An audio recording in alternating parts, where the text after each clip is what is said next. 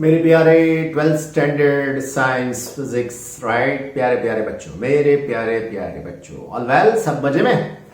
Chapter number 14 चल रहा है अभी हमारा। Almost half of the way तक पहुंच गए हम लोग। Now we are going to discuss some illustration. आज थोड़ा इलस्ट्रेशंस का काम कर लेते हैं। होप आप सब रिवाइज करते रहोगे। ये चैप्टर को लर्न करने के लिए मैंने बताया था, वैसे आपको थियोरेटिकल है तो क्या करना पड़ता है, सब टॉपिक्स बनाना पड़ता है और सब टॉपिक के साथ में जाने दो, राइट। ओके, चलो चलते हैं हमारे साथ में 14.1 number, right. Example number 14.1 on page number 474, right. क्या है? Carbon, silicon and germanium have same latest structure. Why is carbon insulated while silicon and germanium intrinsic semiconductors? क्या है इंस्ट्रक्शन जो आंसर के साथ में जोड़नी है? आपको पता है, कार्बन, सिलिकॉन, जर्मेनियम सबके वैलेंस इलेक्ट्रॉन्स की बात की जाए तो इसके अंदर वैलेंस इलेक्ट्रॉन लिख रहा हूं, सिर्फ ध्यान रखना है वैलेंस इलेक्ट्रॉन। आगे क्या जो कुछ भी होगा वो रहेगा, लेकिन वैलेंस इलेक्ट्रॉन इसमें 2s2 and 2p2, right? Here the valence electrons are 3s2 and 3p2. Here the valence electrons are 4s2 and 4p2. मतलब ये इलेक्ट्रॉन न्यूक्लियाई से बहुत नजदीक वाले हैं, सिलिकॉन में थोड़ा दूर है और जर्मेनियम में तो बहुत दूर है। मतलब इसमें से इलेक्ट्रॉन को निकालना इजी है इसकी कंपैरिजन में। That's why the two are semiconductor, why this one is not. तो आंसर को देख लेते हैं क्या है। The bonding electrons of carbon, silicon and germanium lie respectively in the second, third and fourth orbit. Second, third and fourth orbit. Hence, energy required to take out an electron from these atoms, that is ionization energy Eg, will be least in the case of germanium, followed by silicon and highest for the carbon. Hence, the number of free electrons for the conductor in germanium and silicon are significant but negligibly in the case of carbon. That's it. आई बात समझ में, right. इसीलिए carbon, silicon, germanium जैसा सीधा सीधा semiconductor वाला काम नहीं करता है, राइट। सो नाउ अभी हमारे पास सेकंड क्वेश्चन है। इसके इलस्ट्रेशन है ना प्यारे बच्चों, बहुत बहुत इजी है, एकदम से इजी वाले, तो आप जल्दी से समझ जाओगे और आपका काम भी बहुत इजी वाला हो जाएगा। चलो चलते हैं नेक्स्ट इलस्ट्रेशन। इतने में खत्म, यस। चलिए 477 page number and second. Suppose pure silicon crystal has 5 into 10 to the power 28 atoms per meter cube. Silicon के, प्योर सिलिकॉन एटम्स कितने दिए हैं? सो it is 5 into, you can say that 10 to the power 28 meter raised to minus 3. It is doped by 1 ppm concentration of pentavalent arsenic. Arsenic की concentration 1 ppm डाल दिया। Calculate the numbers of electrons and holes. Given that Ni is equal to, Ni का मतलब है intrinsic charge carrier, and this is equal to 1.5 into 10 to the power 16 meter raised to minus 3. अभी हम लोग formula कौन सी use करेंगे प्यारे बच्चों? तो यहां पे जो फॉर्मूला यूज करनी है वो Ne into NH, this is equal to Ni square. What do you want to find? तो आपको क्या चाहिए? So numbers of holes and the numbers of electron. तो यहां पर NH फाइंड आउट कर सकते हो अगर आपके पास Ne हुआ तो। Ne कैसे मिलेगा? नंबर्स ऑफ इलेक्ट्रॉन डेंसिटी कैसे मिलेगी बच्चों? ppm से मिलेगी, राइट। तो मैं कैसे लिख सकता हूं, right. So 10 to the power 6 atoms of silicon, then arsenic is 1. Therefore 10 to the power 5 into 10 to the power 28 atoms of silicon, then what about it? Right? मतलब ये हो गया, ये क्या है पता है? This is nothing but P, PM का मतलब हुआ. Therefore, the numbers of Ne, क्योंकि एक आर्सेनिक एक इलेक्ट्रॉन देता है, one arsenic give one electron, तो अभी इसके कॉन्सेंट्रेशन में जो आएगा वो क्या होगा?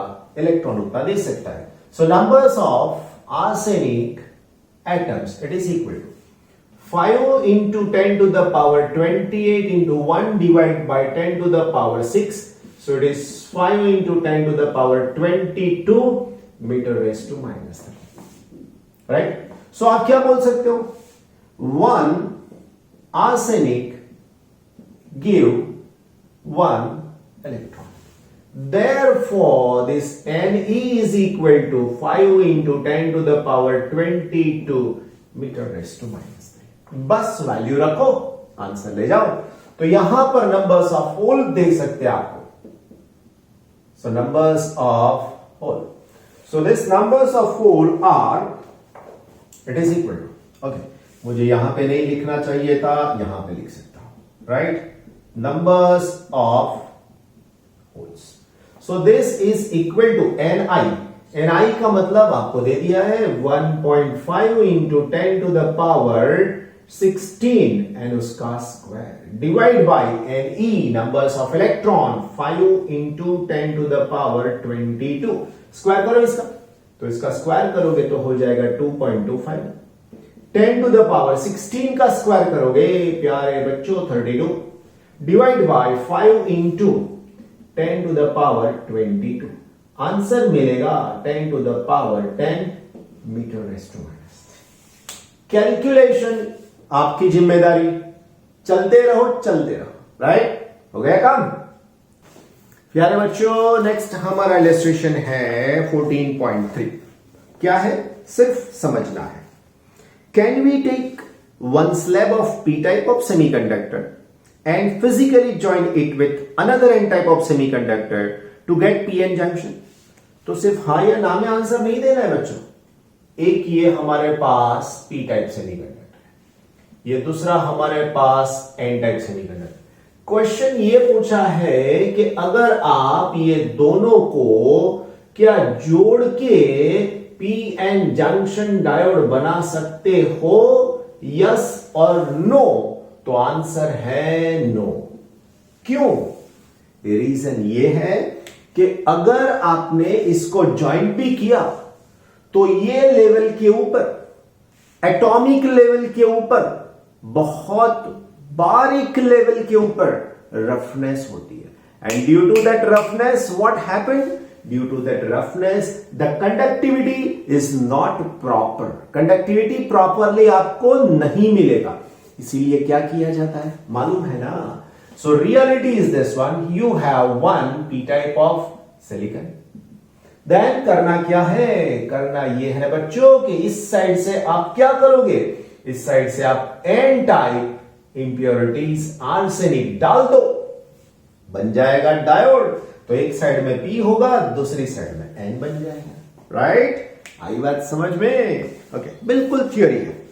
No, any slab, however flat, will have roughness much larger than the interatomic crystal spacing of the order of 2 to 3 angstrom, and hence continuous contact at atomic level will not be possible. The junction will behave as discontinuity for the following the charges. मतलब charge को जाने के लिए जो continuity चाहिए वो आपको नहीं मिल सकती मेरे प्यारे प्यारे बच्चों.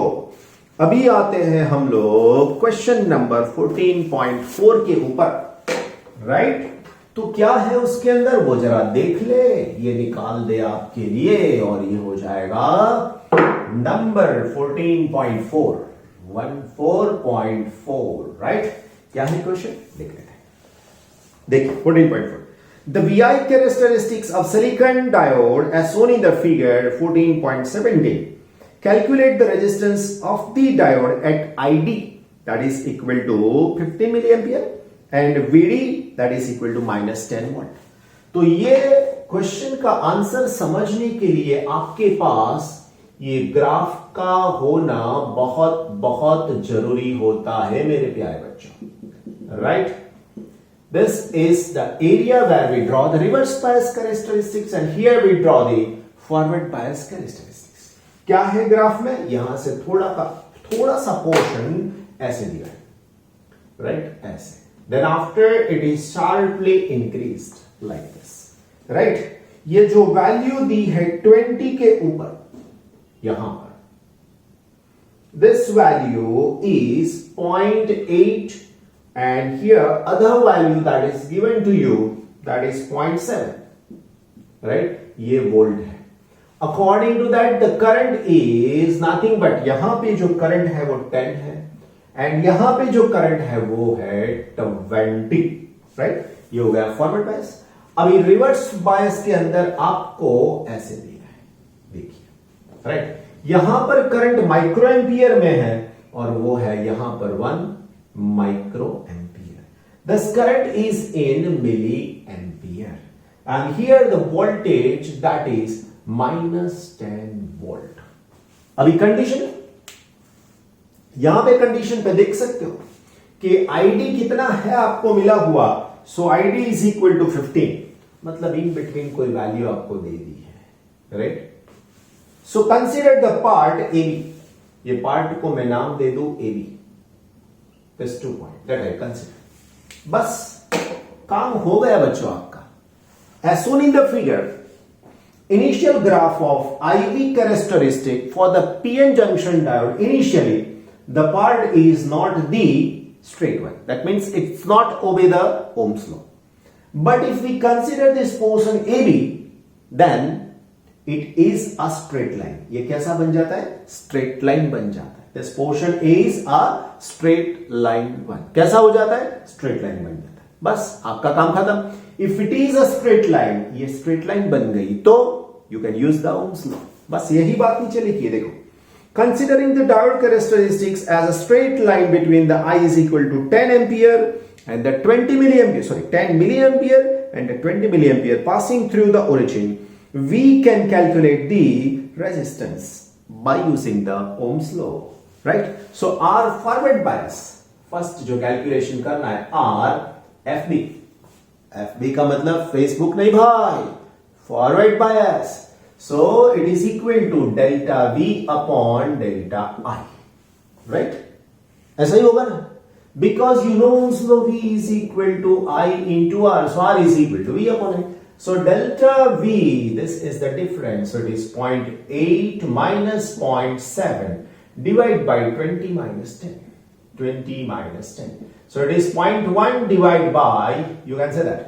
अगेन ये कौन से यूनिट में है? Milliampere. तो 10 टू द पावर -3 करना पड़ेगा बच्चों. सो ये हो गया 10 टू द पावर -3. तो मेरे प्यारे प्यारे बच्चों ये बन गया 0.1, इसके साथ में जाएगा then it is -2. 0.1 10 to the power +2. अभी +2 इसके साथ में जाएगा, मल्टीप्लाई करो यार. So it is 10 ohm. So this resistance is very less. आई बात समझ में?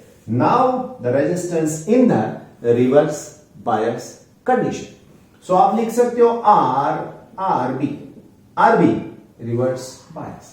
You can just write V upon I. Delta लिखो कोई फर्क नहीं पड़ा. डेल्टा लिखो कोई फर्क नहीं, सिंगल वैल्यू है यार, -10 वोल्ट. So 10 वोल्ट लिखो माइनस, यहां पे माइनस लिखना है तो लिखो, no issue. Then this one is 1 microampere. 1 micro का मतलब होता है 10 to the power -6. So it is 10 into 10 to the power -6. So it is, sorry, +6, ऊपर गया ना, +6. So it is 10 mega ohm.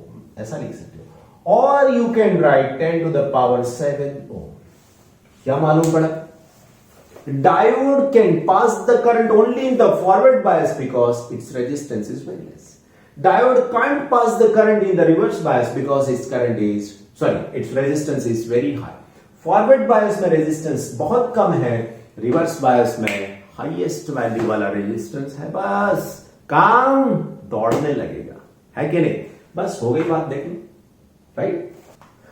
प्यारे बच्चों, नेक्स्ट क्वेश्चन हमारा 14.5 number, it is on page number 486. क्या है? In a Zener regulated power supply, a Zener diode with Vz is equal to 6 volt, right? Vz, that is equal to 6 volt, is used for regulation. The load current is to be 4 milliampere IL. This is equal to 4 milliampere, 4 into 10 to the power minus 3 ampere, right? An unregulated input is 10 volt. Unregulated input is equal to 10 volt, right? What should be the value of the series resistance RS? RS का value कितना होना चाहिए? अभी आपको यह समझने के लिए करना क्या पड़ता है बच्चों? तो सबसे पहले डायग्राम की हेल्प लेनी पड़ेगी. So this is the input part. So यहां पे मैं लिखूंगा input voltage that is 10 volt, right? दूसरी बात यहां पर क्या होगी प्यारे बच्चों? तो दूसरी बात यहां पर यह होगी कि ये रेजिस्टेंस हो गया, this is the RS. Then after यहां पे मैं ड्रॉ करूंगा जेनर डायोड, राइट? तो ये अभी बन गया जेनर, पहले नहीं था. It is in the reverse bias, so it is P and it is N, right? And this is the यहां से जो करंट फ्लो होगा वो IL होगा, यहां से जो होगा वो IZ होगा, राइट? राइट, समझ में आ रहा है? एंड यहां से जो करंट फ्लो होगा वो I वॉल्स, राइट? हमारा क्वेश्चन ये कितना होना चाहिए वो पूछा गया है, राइट? देखते हैं एक्सप्लेनेशन में. The value of RS should be such that the current through the Zener diode is much larger than the load current. लिखना ही पड़ता है ये सेंटेंस, अदरवाइज कुछ नहीं हो सकता. आपका बुक में लिखा हुआ है, आपको भी लिखना है. The value of RS should be such that the current through the Zener diode is much larger than the load current, right? उसके बाद में this is to have good load regulation. Good load regulation मतलब अच्छा output के लिए. Choose Zener current as 5 times the load current. ये value आपको याद रखनी है. Zener current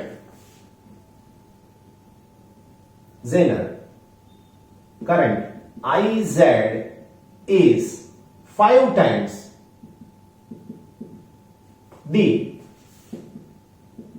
IL. So therefore this IZ is equal to 5 into IL. IL हमारे पास ये है. So it is 5 into 4 into 10 to the power minus 3. So it is 24 into 10 to the power minus 3 ampere. और milli ampere में लिखना है तो 24 MA भी लिख सकते हो, कोई प्रॉब्लम नहीं है, राइट? ओके, देन लोड करें, that is 20 milliampere. Okay, sorry 5 times more. मैंने 5 4 20 की जगह पर 24 डाल दिया. गलत किया, गलत. It is wrong. नहीं होना चाहिए ऐसा, ध्यान में रखने वाली बात है. Don't do. ओके, मिस्टेक होती है, मैं करूं या आप करो, है ना? Right. Then IZ is equal to 20 milliampere. The total current through the RS is therefore 24 milliampere. ये यहां से दो पार्ट में डिवाइड होता है तो आपको लिखना पड़ता है. सो द करंट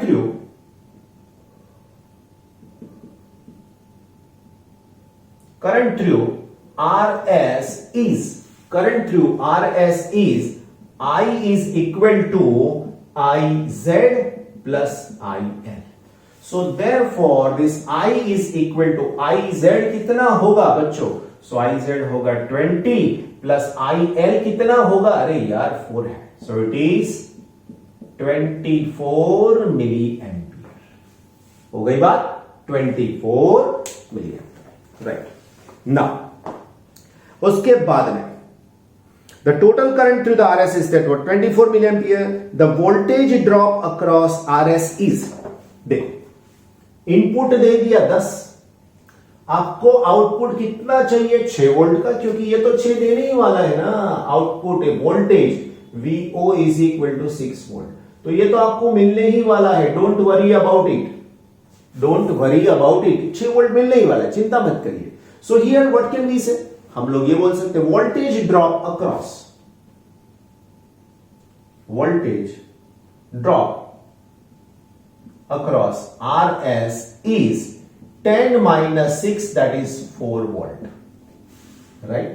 अभी मेरे पास करंट ये है, वोल्टेज ये है, तो आपको रेजिस्टेंस मिलने ही वाला है। देख लो, देख लो, this gives the resistance RS। So क्या करेंगे, therefore RS is equal to, ohms तो यूज करते हैं बच्चों, V is equal to I into R, तो R is equal to V upon I। V कितना है, V 4 volt, and then I is 24 milli ampere बच्चों, मिली मतलब 10 to the power 3 minus, right? So RS is equal to 4/6, so 1 upon 6 into 10 to the power 3 plus 1000 divided by 6, जो answer आए वो आपका है ना।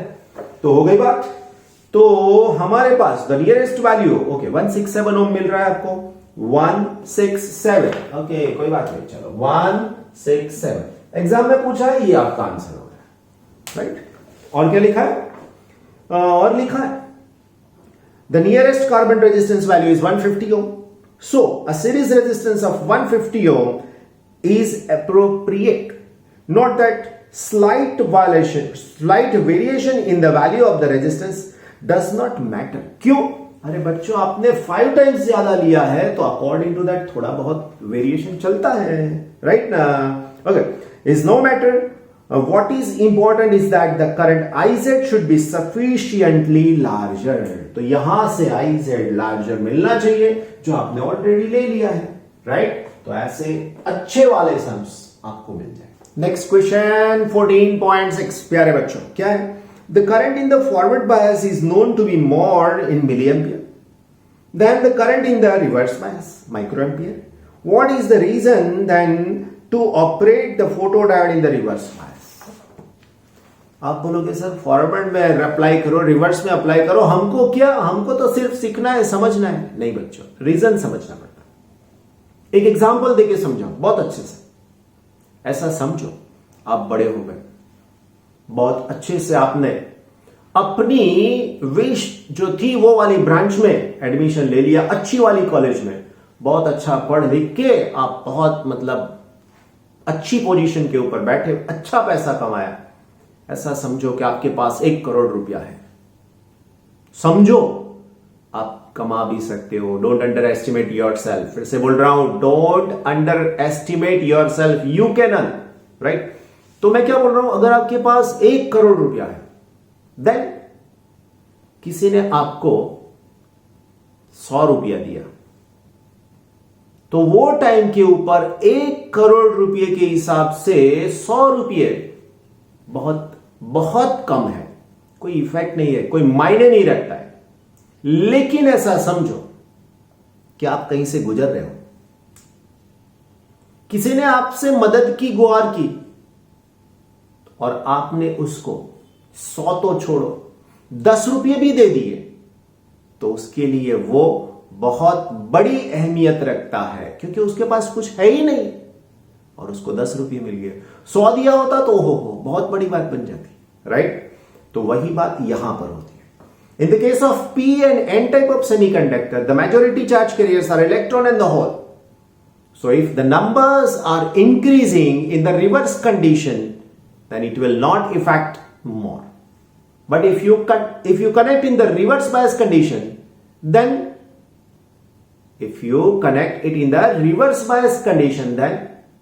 the minority charge carriers are just little bit increased, and current due to minority charge carriers is also increased. So it will gives the effect. बस ये बात समझनी है।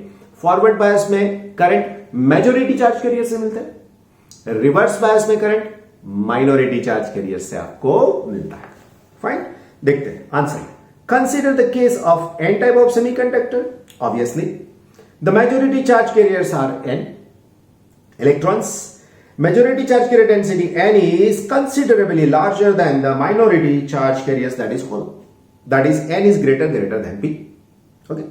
On elimination, let the excess electrons and the holes generated by delta N and delta P. तो अभी उसके number कितने बड़े होंगे? So this N dash is after the elimination and this P dash is also after the elimination, right? दूसरी बात क्या है?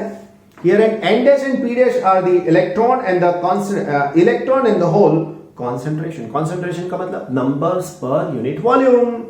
At any particular elimination, the N and P carriers concentration when there is no elimination. मतलब कोई एक particular condition की बात की है.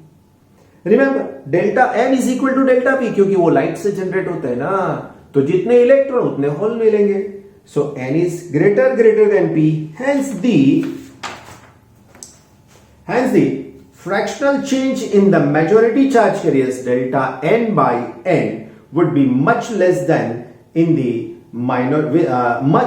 that in the minority carrier, that is delta P upon B. In general, we can state that the fractional change due to the photo effects on the minority carrier dominated the reverse bias current is more easily measurable. अच्छे से आप major कर सकते हो than the fractional change in the forward bias current, right? Hence the photodiode are preferably used in the reverse bias condition for measuring the light intensity. इसीलिए उसको forward bias में नहीं, रिवर्स बायस में use किया जाता है. फिर से शॉर्ट में बता दूं तो माइनॉरिटी का थोड़ा बहुत इंक्रीमेंट इफेक्ट देता है. मेजोरिटी जो है वो तो पहले से मेजोरिटी में, उसमें कुछ ज्यादा बढ़ेगा तो कोई इफेक्ट नहीं मिलने वाली. मतलब result is not able to जज in the case of majority charge carrier, but in the case of minority you can, right? Thank you so much. आज के लेक्चर के लिए आपने देखा यहां तक, पढ़ा यहां तक और फिजिक्स सीखने का ट्राई किया. Thank you so much. लिखते रहिए, बोलते रहिए और कमेंट बॉक्स में आंसर भी देते रहिए कि yes we are doing very good in our teaching, क्योंकि आपकी कमेंट हमारे लिए इंस्पिरेशन बन जाती है. जब हम टीचर आपको एक्सप्लेन करते हैं, उसके बाद में कुछ पॉजिटिव सोच के लिए बताते हैं, तो आपको अच्छा फील होता है ना. वैसे ये कमेंट आपकी भी हमारे लिए एक इंस्पिरेशन बन जाती है. Yes you comment this one, very good, it's up to you. आप सीख रहे हो, आगे बढ़ रहे हो और फिजिक्स को इजी फील कर रहे हो. This is my motto, right? Thank you, take care.